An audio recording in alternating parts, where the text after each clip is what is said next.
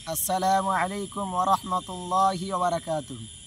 बिस्मिल्लाहिर रहमानिर रहीम व बिही नस्तईन व नुसल्ली अला रसूलिहिल करीम अम्मा बाद।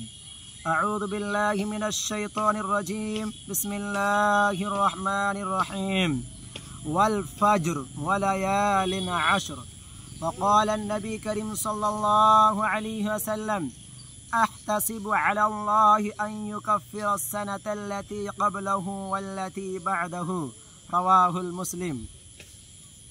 সম্মানীয় দিনী ভাইরা, আজকে আমি আপনাদের সম্মুখে যে বিষয়টি নিয়ে এসেছি সেটি হচ্ছে আশুরা ঈদুল হিজ্জার ফজিলত। যে কয়েকদিন পরে আমরা যে মাসটিতে আমরা কদম রাখব সে মাসটির ব্যাপারে। সেই মাসটি এমন একটি মাস যে আল্লাহ রাব্বুল আলামিন ইসলামের 12টি মাস আছে, তার মধ্যখানে সর্বশেষ মাস হচ্ছে যিলহিজ্জা। এই মাসের আল্লাহ রাব্বুল আলামিন তার ব্যাপারে বলছেন যে ওয়াল ফজর ওয়া লায়ালিন আশর। আমি ফজরের কসম খাচ্ছি এবং 10টি রাতের কসম খাচ্ছি। এই 10টি রাতের ব্যাপারে জমহুর মুফাসসিরিন বলেন যে এই 10টি রাতের মুরাদ হচ্ছে যিলহিজ্জার প্রথম 10টি দিন। তারপরে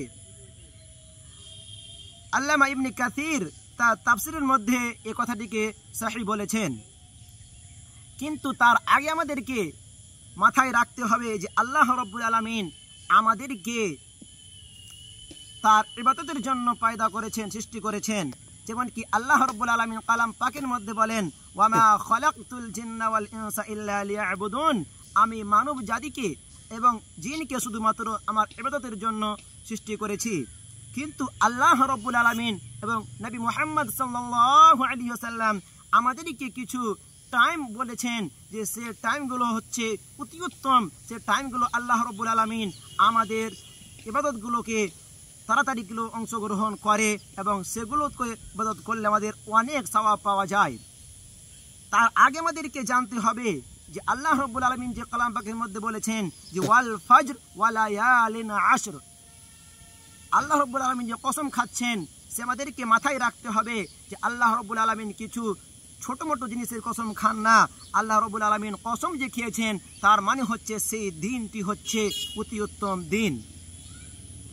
শুধু তাই নয়, আল্লামা ইবনে হাজার ফাতুহুল বারি তার কিতাবের মধ্যে বলছেন যে এ 10টি দিন এমন একটি দিন যে আল্লাহ রাব্বুল আলামিন 12টি মাসের মধ্যে কোনো এমন মাস নাই যে পূর্ণভাবে, যেমন কি ইসলামের মধ্যে 5টি জিনিস সুতুন আছে, 5টি সুতুন একই সাথে জমা হয়, শুধুমাত্র এই মাসে এই 10 দিনে জমা হয়। যেমন কি ইত্যাদি আপনার আশহাদু আল্লা ইলাহা ইল্লাল্লাহ ওয়াহদাহু লা শারীকা লাহ ওয়া আশহাদু আন্না মুহাম্মাদান আবদুহু ওয়া রাসূল, নামাজ, রোজা, হজ, যাকাত, এই মাসে প্রত্যেক জিনিস জমা হয়। 5টি জিনিস পূর্ণভাবে মাসে জমা করানো হয়, অন্য এমন মাসে এই জিনিসটিকে জমা করানো হয় না। তাই বলানো হয়েছে এই মাসটি হচ্ছে অনেক ফজিলত, এই মাসটির 10টি দিন হচ্ছে অনেক গুরুত্বপূর্ণ দিন। শুধু তাই নয়, যদি আমরা নবী মুহাম্মদ সাল্লাল্লাহু আলাইহি ওয়াসাল্লাম এবং সাহাবায়ে কেরাম এবং আমাদের পূর্বের যতগুলো উলামা ছিলেন তাদের যদি আমরা সিরাতগুলো ঘেঁটে দেখি তাহলে বুঝতে পারা যায় যে আমাদের উলামারা, আমাদের সাহাবায়ে কেরামরা 3টি আশুরার পরিপূর্ণভাবে ইজ্জত করত। 3টি আশুরা হচ্ছে, একটি হচ্ছে রমজান মাসের আখির আশুরা এবং একটি হচ্ছে মুহররমের প্রথম আশুরা এবং একটি হচ্ছে যিলহিজ্জা মাসের প্রথম আশুরা। যে মাসটিতে আমরা আজকে কিছুদিন পরে আমরা কদম রাখব। শুধু তাই নয়, নবী মুহাম্মদ সাল্লাল্লাহু আলাইহি ওয়াসাল্লাম বলেন যে এই 10টি দিনের মধ্যে যদি কেউ আমল করে, ইয়ানি যিলহিজ্জা মাসের প্রথম 10 দিনে, তাহলে আল্লাহ তাআলার এই ইবাদতগুলো অতি উত্তম মাহবুব পছন্দ করেন। সাহাবায়ে কেরাম রাদিয়াল্লাহু আনহু জিজ্ঞাসা করলেন, হে আল্লাহর রাসূল, কেউ যদি আল্লাহর রাস্তায় জিহাদ করে তার থেকে কি অতি উত্তম এই 10টি দিন ইবাদত করার দিন? তো আল্লাহর রাসূল বললেন জি। কিন্তু কেউ যদি আল্লাহর রাস্তায় সে তার মাল এবং তার জান নিয়ে বাড়ি থেকে বের গেল, তার সমস্ত জিনিসকে, তার মালকে এবং তার জানকে শহীদ হয়ে গেল, তার মালকে খরচ করে দিল, সে হবে অতি উত্তম। তাছাড়া যদি সব থেকে অতি উত্তম হচ্ছে যে এ 10টি দিনে ইবাদত করবে। সে হাদিসটি হচ্ছে রাওয়াহুল আহমদ, এবং এমতো কথা, এমতো লফজ, এমতো মানা বুখারীর মধ্যে এসেছেন।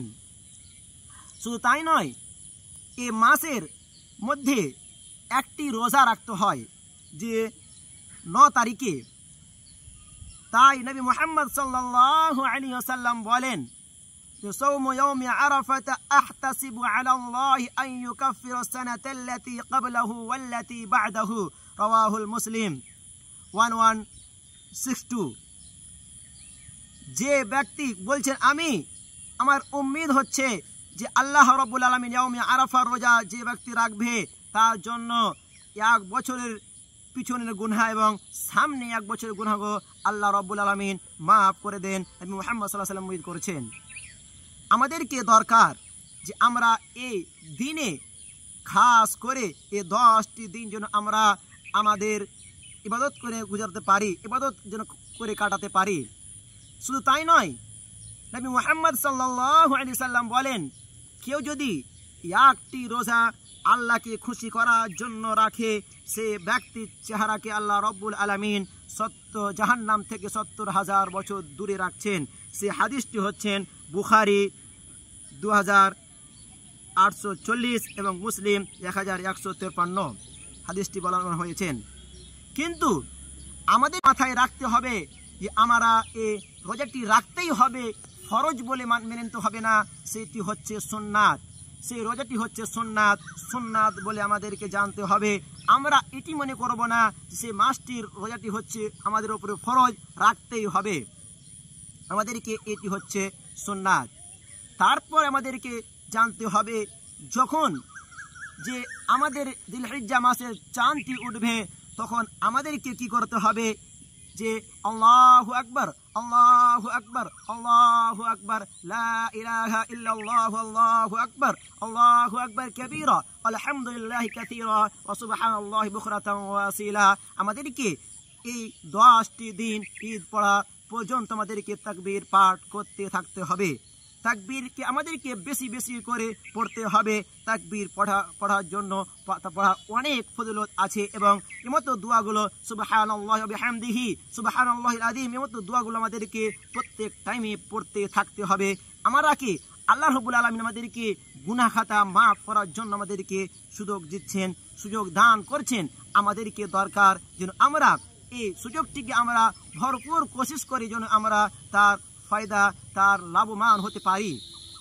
যেমন কি আমরা যদি সাহাবায়ে কেরাম এবং নবী মুহাম্মদ সাল্লাল্লাহু আলাইহি সাল্লামের সিরাতগুলো ঘেটে দেখি তাহলে বোঝা যায় যে এমনকি আমাদের 2 মাস আগে এখন রমজান মাস চলে গিয়েছে।